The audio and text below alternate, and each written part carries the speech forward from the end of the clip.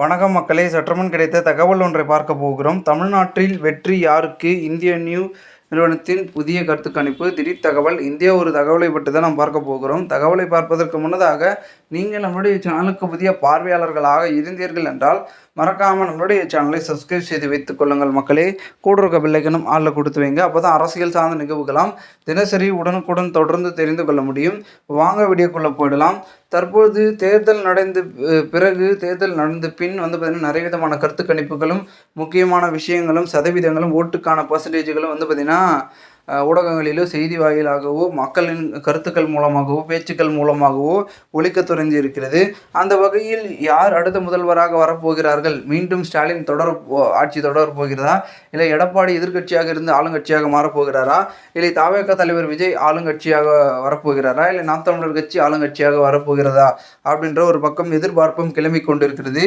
ஏன்னா ஏறக்குறைய தமிழகத்தில் நடந்த 2026 சட்டமன்ற தேர்தலில் 4 முனை போட்டிக்கான தேர்வு மையமாக தான் இருந்து கொண்டிருக்கிறது. இந்த 4 முனை போட்டியில் கிட்டத்தட்ட 2026 சட்டமன்ற தேர்தலில் அதிகப்படியான எம்எல்ஏக்களை வைத்து செல்லக்கூடிய கட்சி திமுக, அதிமுக, தவேக, நாதக என்ற 4 முனையில் எந்த கட்சி அதிகமாக போகிறது? மெஜாரிட்டியை காமிக்கக்கூடிய கட்சி எது? அதிகப்படியான எம்எல்ஏக்களை பெறக்கூடிய கட்சிகள் எது? குறிப்பிட்ட தொகுதிகளில் மட்டும் வாக்குகளை வாங்கி ஒரு அப்படி இப்படி இருக்கக்கூடிய நிலவரத்தையும் கலவரத்தையும் பார்த்திங்கன்னா மாற்றக்கூடிய வகையில் அவர்களுடைய செயல்பாடுகள் எப்படி இருக்க போகிறது, என்னதான் நடக்க போகிறது அப்படின்றது பெரும் விதத்தில் பார்த்திங்கன்னா தமிழகத்தில் மாற்றி அமைச்சிருக்கிறார்கள். 2026 சட்டமன்ற தேர்தல் இந்த ஒரு களம்.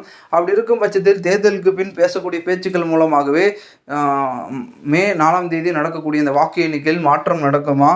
இல்லை மக்களுடைய தீர்ப்பும் சரி மக்களுடைய கணிப்புகளும் ஒருபோதும் பார்த்திங்கன்னா மாறாது, கரெக்டாக உறுதியாக இருக்கும்.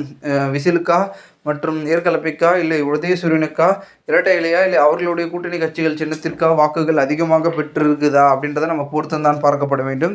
ஏன்னா இப்போ கூடிய 2026 தேர்தல் களம் அப்படிக்கான ஒரு தேர்தல் மையமாக தான் நகர்ந்து கொண்டிருக்கிறது. ஸோ இந்த ஒரு சூழ்நிலையில் 2026 தேர்தலை எதிர்கொண்டு அனைத்து விதமான அரசியல் கட்சிகளும் முனைப்பு காட்டி கொண்டிருக்கும் சூழ்நிலை தற்பொழுது கூட்டணியின் பலம் மூலமாக 2 திராவிட கட்சிகளும் வெற்றி பெறப் போகிறதா? இல்லை தனித்து களமிறங்கிய தாவேகாவும் நாம் தமிழர் கட்சியும் தனித்து நிற்கிற கட்சிகள் ஏதேனும் வெற்றி பெறப் போகிறதா? இல்லை மொத்தமாக கொலாப்ஸ்ட் ஆகி தொங்கும் சட்டசபை பார்த்திங்கன்னா நடக்க போகிறதா? யார் ஒருத்தர் மூலயமா தான் பார்த்திங்கன்னா ஆட்சி பிடிக்கிற மாதிரியான சூழல் நடக்குமா, நடைபெறப் போகிறதா அப்படின்றத நம்ம சற்றே நம்ம பொறுத்து பார்க்கப்பட வேண்டிய ஒரு சில சூழலுக்கு நாம் தள்ளப்பட்டிருக்கிறோம். பார்க்கலாம் என்ன நடக்கிறது, ஏது நடக்க போகிறது அப்படின்றத. மேலும் இந்த ஒரு தகவலை குறித்த பொதுமக்கள் உங்களுடைய கருத்துக்களை நீங்கள் கமெண்ட் மூலமாக தெரிவிங்கள்.